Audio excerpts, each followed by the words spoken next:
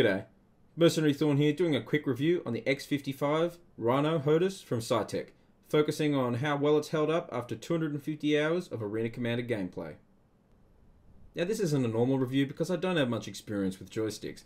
This Attack 3 from Logitech, which is in a completely different price range, is the only experience I have, so I can't really say how the X55 compares to other joysticks in the same price range.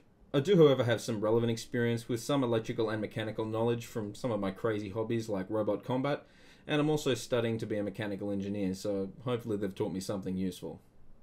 In this video I'll be sharing my experiences with the X55, both positive and negative, and just a general overall of how I found the HOTAS. First, the basics. I actually love using this stick and find it great for controlling my ships in Star Citizen. Again, I can't say how it compares, but I find the HOTAS to be accurate and responsive. In fact, I've not had to modify any of the sensitivity curves or dead zones, finding it easy to use at stock settings. It has more buttons and switches than I've ever needed, and as a nice bonus has interchangeable springs for varying levels of stick firmness and an adjustable resistance for the throttle. My one issue with the design is that even someone with hands my size can struggle to use the top buttons of the joystick without having to shift their hands from the base position. This makes using the very top buttons unusable while doing complex maneuvers. I can still use them for calmer moments, however, but I just wish they were a little bit lower. Now, apart from the issues I'm about to go into, all the switches and buttons have been great. The Scitech software does a good job of letting me program any macro or command I want. That said, the software clearly needs some work. If you unplug the joystick while the computer is on, you will probably see the blue screen of death. This has happened to me a few times. And sometimes profiles don't seem to upload to the joystick properly, sometimes taking a few attempts. Overall, any software issues can be bypassed though if you're willing to be careful and patient, so I don't consider them a big deal. The durability has turned out to be the big issue, with the joystick functioning fine up till rather recently as I closed in on the 250 hours of use. Two main issues have shown themselves. First, a loud squeaking noise in both the stick and its base. This, however, is easy to fix with the appropriate lubricant, but suggests a lack of lubricant was applied when it was manufactured. The larger issue is that 3 switches have partially failed and will likely completely fail soon. A certain fail rate for switches is both acceptable and unavoidable. However, either Scitech has set a very low standard for their fail rate, or their quality control is poor, because 3 switches failing so soon, in my opinion, is unacceptable on such an expensive joystick. I did get one of the early production runs, however, so maybe the issues have been fixed, but I have to warn anyone to be very careful of the product and its quality based off what I've seen.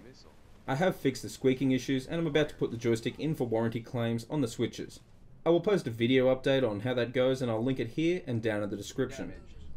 Now if you're interested, keep watching as I pull apart the joystick and show you how to fix the squeak, and then point out the broken switches. I'm also glad to say the throttle hasn't caused me any issues, so I haven't opened it up yet. First, with it unplugged, simply get the joystick off by twisting here until it comes free. To open the stick, you need to remove 5 screws with the appropriate Phillips head screwdriver. Of course, during all this, keep all of your screws nice and safe. Now this is the tricky part. If this is the first time you've opened this joystick, you can expect a large amount of resistance. Push down on either side of the handrests and push up on the base. The joystick should pop out suddenly. Be very careful here it does not spread too far apart, and possibly pull the wires off their contact points, or you may need to resolder them. Now gently pull apart the rest of the joystick and you have easy access. First, the squeaking. Just apply some of your chosen lubricant to the moving parts around here. I use a dry graphite powdery lubricant. Just keep in mind there is some debate on the internet of which lubricant you should use. This is a conductive lubricant, although the voltages are so low that it may not matter. I'm going to actually ask Scitech and see what their advised lubrication is. When I have that, I'll post it down in the description below, so you might want to wait until then if you want to play it on the safe side. For now though, if you're going to use the graphite lubricant, just make sure you keep it to a minimum and try and keep it off the circuit boards. Just in case you're wondering, all the switches failed before I applied that lubricant. Now over to the base. Just apply a little under here and mix it in, and repeat as needed till the noise goes away. Just keep in mind the circuit board is directly below, so don't use any more than necessary, and you may want to wait until I find out what the recommended lubricant is. You don't need to open the base in order to lubricate it, but just keep in mind the circuit board is directly below, so anything you lose for lubrication may end up on the circuit board. While I'm here, I'll quickly show you how to change springs. Just pull this ring upwards and it will pop off. Pull these 2 halves apart and the spring will come out. Put whatever spring you want back in its place. Hold it down as you put either side in. Can be a little bit tricky sometimes. And with that done, pop the ring back into place, firmly pressing downwards. Done! Now back to the stick. The switches that have caused me issues are here, here, and here. First, the main trigger. As you can see on the SciTech software, as I pull the trigger, it does not always respond, and sometimes turns on and off rapidly.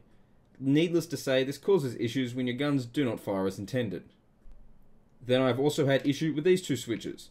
They will activate reliably but have lost their spring back and have no tactile feedback, making them feel awkward to use. I won't replace these switches for now, as I am hoping to make a warranty claim. Failing that, I will attempt to replace the switches myself. To get this back together, make sure all wires are well out of the way of the contact points between the two halves. Align the bottom carefully till it slides partly into place. Line up the top and check that no wires have moved into the way. Push both ends together, making sure this is underneath, and redo the screws.